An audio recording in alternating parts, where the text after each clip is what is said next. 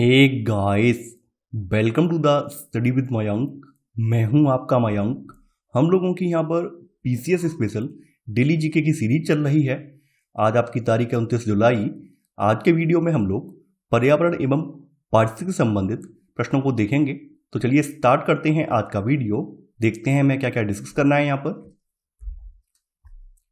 आज का पहला प्रश्न है, नीचे दो कथन दिए गए हैं जिनमें से एक को अभिकथन और दूसरे को कारण कहा गया है। अभिकथन, ध्वनि प्रदूषण को नियंत्रित करने का सर्वाधिक प्रभावी तरीका स्रोत बिंदुओं पर ही ध्वनि को नियंत्रित करना है। कारण, सड़कों के किनारे हरे वृक्षों की कतार खड़ी करके ध्वनि प्रदूषण से बचा जा सकता है। आपको यहाँ पर कूट की सहायता से सही उत्तर का चयन करना है। देखिए यहाँ पर आपका अभिकथन बिल्कुल सही है। ध्वनि प्रदूषण को कंट्रोल करने का सबसे अच्छा तरीका यही है कि जो स्रोत बिंदु है, अर्थात जहाँ से ध्वनि उत्पन्न हो रही है, वहीं पर ध्वनि को कंट्रोल कर लिया जाए। जैसे वाहनों में साइलेंसर लगाकर वाहनों का जो इंजन है उसकी ध्वनि को कम किया जा सकता है। जो भी आपकी मशीनरी वगैरह है, तो मशीनों के जो प्रमुख कलपुर्जे हैं वहाँ पर लुब्रिकेंट लगाकर, अर्थात ग्रीस वगैरह लगाकर वहाँ पर ध्वनि कम की जा सकती है। इसके अलावा जो मशीन वगैरह है उसकी टाइम टू टाइम रिपेयरिंग करके, मरम्मत करके भी ध्वनि को कम किया जा सकता है। इसके अलावा जो आपके लाउड स्पीकर, रिकॉर्ड प्लेयर हैं, इनसे जो अधिक शोर होता है, तो इसके लिए लोगों को समझा बुझाकर, यानी जागरूकता लाकर भी कम किया जा सकता है, या फिर कुछ कानून बनाकर भी इसको कम किया जा सकता है। तो ये कुछ तरीके हैं जिसके जरिए हम सोर्स पॉइंट पर ही ध्वनि को कम कर सकते हैं। तो आपका अभिकथन बिल्कुल सही है। कारण बोला गया है कि सड़कों के किनारे हरे वृक्षों की कतार खड़ी करके ध्वनि प्रदूषण से बचा जा सकता है। देखिए हरे वृक्ष जो हैं वो 10 से लेकर 15 डेसिबल तक ध्वनि को कम कर देते हैं। तो सड़क पर तो बिल्कुल सही है। सड़क पर जो वाहन चल रहे हैं, बीच में मान लीजिए दोनों तरफ वृक्ष लगे हुए, यहाँ पर वृक्ष लगे हुए, पूरा वृक्ष लगे हुए साइड में, और जो सड़क पर वाहन चल रहे हैं, तो उससे ये होगा कि जो यहाँ पर जो ध्वनि जनरेट हो रही है, यानी वाहनों से जो ध्वनि जनरेट हो रही है वो यहीं के यहीं कम हो जाएगी। मतलब 10 से 15 डेसिबल उनकी आवाज़ कम हो जाएगी। तो यहाँ पर अभिकथन और कारण दोनों सही हैं। लेकिन यहाँ पर ध्यान देना, थोड़ा सा अगर आप ध्यान से देखेंगे तो आप पाएंगे अभिकथन में स्रोत बिंदुओं की बात की गई है। ध्वनि को रोकने की स्रोत बिंदुओं की बात की गई, ध्वनि प्रदूषण को उनके सोर्स पॉइंट पर ही रोक दिया जाए। जबकि कारण में सड़कों के किनारे हरे वृक्ष लगाने की बात की गई है, जिससे कि ध्वनि प्रदूषण से बचा जा सकता है। तो ये दोनों बातें अलग अलग हैं। हालांकि दोनों सही हैं, लेकिन अलग अलग हैं। देखिए सड़कों पर जो वृक्ष लगे होंगे वो केवल सड़कों पर जो वाहन गुजर रहे होंगे उनकी तो ध्वनि को कम करेंगे। भाई जो बस्ती वगैरह में, या फिर जो कंपनियां या फैक्ट्रियां जो बस्ती के अंदर लगी हुई हैं, रिहायशी इलाकों में लगी हुई हैं, उनकी ध्वनि थोड़ी ना कम हो जाएगी। तो यहाँ पर कारण जो है वो अभिकथन की सही व्याख्या नहीं कर रहा है। तो यहाँ पर आपका सही आंसर होगा पहले का बी, यानी ए और आर दोनों सही हैं, किंतु आर जो है वो ए की सही व्याख्या नहीं करता है। तो आंसर होगा पहले का बी वाला। दूसरा प्रश्न है आपका, नासा के किस उपग्रह द्वारा ओजोन छिद्र की उपस्थिति का पता लगाया गया? Landsat 3, Nimbus 7, Tiros and GOES. देखिए जो निम्बस 7 है तो ये नासा के द्वारा 24 अक्टूबर 1978 को प्रक्षेपित किया गया था। 1978 को ये छोड़ा गया था, और यह मौसम परिवर्तन तथा वायुमंडल संबंधित जानकारी प्राप्त करने के लिए छोड़ा गया था। इस उपग्रह ने अंटार्कटिका में ओजोन छिद्र की उपस्थिति का पता लगाया था। तो यहां पर आपका सही आंसर है सेकंड का बी वाला, यानी कि निम्बस 7। तीसरा प्रश्न है आपका, निम्नलिखित युग्मों में से कौन सा एक सही सुमेलित नहीं है, ये आपको बताना है। एक तरफ अभ्यारण्य लिखे हुए हैं और दूसरी तरफ उनके संबंधित राज्य हैं।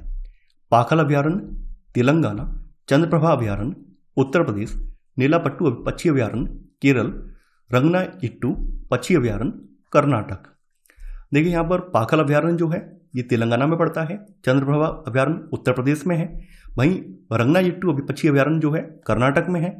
जो आपका नीलापट्टू पक्षी अभ्यारण्य है ये केरल में नहीं है, बल्कि ये आंध्रा में है, यानी कि आंध्र प्रदेश में पड़ता है। तो यहाँ पर आपका सी वाला गलत हो जाएगा। तो आपका सही आंसर है तीसरे का सी वाला। चौथा प्रश्न है आपका, बाघ संरक्षण पर पहला एशिया मंत्रिस्तरीय सम्मेलन थाईलैंड के हुआ हिन में आयोजित किया गया? वर्ष 2005 में, वर्ष 2010 में, वर्ष 2014 में, वर्ष 2012 में। देखिए बाघ संरक्षण पर पहला एशिया मंत्रिस्तरीय सम्मेलन थाईलैंड के हुआ हिन में वर्ष 2010 में आयोजित किया गया था। बाघ संरक्षण पर दूसरा एशिया मंत्रिस्तरीय सम्मेलन जो था वो सन 2012 में ये भूटान में आयोजित किया गया था, भूटान में हुआ था। इसके अलावा जो तीसरा सम्मेलन है वो 2016 में आपके भारत में हुआ था, इंडिया में आयोजित किया गया था। बाघ संरक्षण पर चौथा जो सम्मेलन है, यानी चौथा सम्मेलन ये 2022 में हुआ था, और ये सम्मेलन जो है मलेशिया में हुआ था। यानी ये सम्मेलन कहाँ पे किया गया था? ये मलेशिया में किया गया था, और ये आभासी था, वर्चुअल रूप से किया गया था। तो यहां पर आपका सही आंसर है चौथे का बी वाला। 5वां प्रश्न है आपका, भूरेलाल कमेटी का संबंध है वाहनों के उत्सर्जन मानक से, भारत में जल उपलब्धता से, जलवायु परिवर्तन से, कृषि समस्या से। देखिए, वाहनों के लिए नए उत्सर्जन मानक लागू करने के लिए नवंबर 2014 में भूरेलाल कमेटी का गठन किया गया था। तो यहां पर आपका सही आंसर है 5वें का ए, यानी वाहनों के उत्सर्जन मानक से संबंधित है ये। 6वां प्रश्न है आपका, निम्न युग्मों में से कौन सा एक सही सुमेलित है? एक तरफ मानक है और दूसरी तरफ उनकी विशेषता है। ISO 9000 पर्यावरण प्रबंधन, ISO 14000 गुणवत्ता प्रबंधन, ISO 50001 ऊर्जा प्रबंधन, ISO 31000 खाद्य सुरक्षा प्रबंधन। देखिए, ISO जो 9000 मानक है ये गुणवत्ता प्रबंधन से संबंधित है, ना कि पर्यावरण प्रबंधन से। तो आपका ए वाला कथन गलत हो जाएगा। वहीं जो आपका ISO 14000 है ये पर्यावरण प्रबंधन से संबंधित है, ये पर्यावरण प्रबंधन से संबंधित मानक है, तो आपका बी वाला भी गलत हो जाएगा। ISO जो 50001 है ये ऊर्जा प्रबंधन से संबंधित मानक है। वहीं जो आपका ISO 31000 है ये जोखिम प्रबंधन से संबंधित है, यानी ये जोखिम प्रबंधन से संबंधित है, तो आपका डी वाला भी गलत हो जाएगा। यहां पर आपसे पूछा गया है कौन सा युग्म सही सुमेलित है, केवल सी वाला युग्म सही सुमेलित है, तो आपका सही आंसर है 6वें का सी वाला। 7वां प्रश्न है आपका, निम्नलिखित आर्द्रभूमि स्थलों में से कौन सा एक ब्यास एवं सतलुज नदी के संगम पर स्थित है? हरिके आर्द्रभूमि, केवलादेव, भितरकणिका, कोलरू। देखिए, जो आपकी हरिके आर्द्रभूमि है ये ब्यास और सतलुज नदी के संगम पर स्थित है, तो यहां पर आपका सही आंसर है 7वें का ए वाला। 8वां प्रश्न है आपका, निम्नलिखित पर विचार कीजिए। मरुस्थलीय क्षेत्र में उगने वाली वनस्पतियां जीरोफाइट, जंगली क्षेत्र में उगने वाली वनस्पतियां हाइग्रोफाइट, लवड़ी क्षेत्र में उगने वाली वनस्पतियां हेलोफाइट। तो आपको बताना है उपरोक्त में से कौन सा सही सुमेलित है, यहां पर आपको ये बताना है। देखिए, मरुस्थलीय क्षेत्र में जो वनस्पतियां उगती हैं उनको जीरोफाइट बोला जाता है, वहीं जंगली क्षेत्र में जो वनस्पतियां उगती हैं उनको हाइग्रोफाइट बोला जाता है, लवड़ी क्षेत्र में उगने वाली वनस्पतियों को हेलोफाइट बोला जाता है। तो यहां पर आपके तीनों ही युग्म सही सुमेलित हैं, तो यहां पर आपका सही आंसर होगा 8 का ए, यानी 1, 2 और 3। 9वां प्रश्न है आपका, निम्न समुच्चय में से कौन सी गैसें ग्रीन हाउस प्रभाव के लिए अत्यधिक महत्वपूर्ण हैं? Carbon dioxide, methane, chlorine, nitric oxide, methane, ethane, chlorofluorocarbons, carbon dioxide, methane, nitrous oxide, जलवाष्प, carbon monoxide, sulphur dioxide, methane, जलवाष्प। देखिए, ग्रीन हाउस इफेक्ट के लिए जो गैसें ज़्यादा महत्वपूर्ण हैं वो है carbon dioxide, methane, nitrous oxide और जलवाष्प। तो यहां पर आपका सही आंसर होगा 9वें का सी वाला।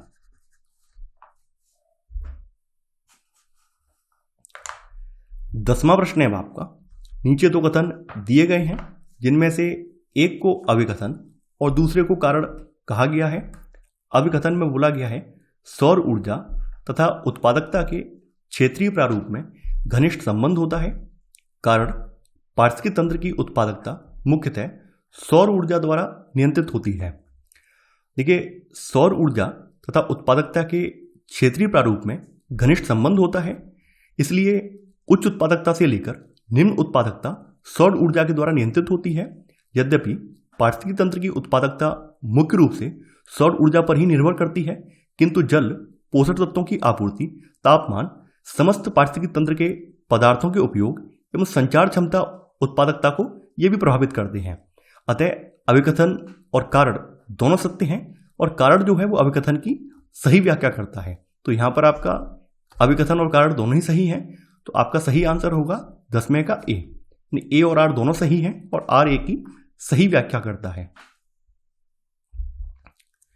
तो ये था हमारा आज का वीडियो। आई होप आपको आज का वीडियो पसंद आया होगा। आप लोग इस वीडियो को लाइक और शेयर करना बिल्कुल ना भूलें। तो चलिए आज के लिए बस इतना ही। Thanks for watching. जय हिंद।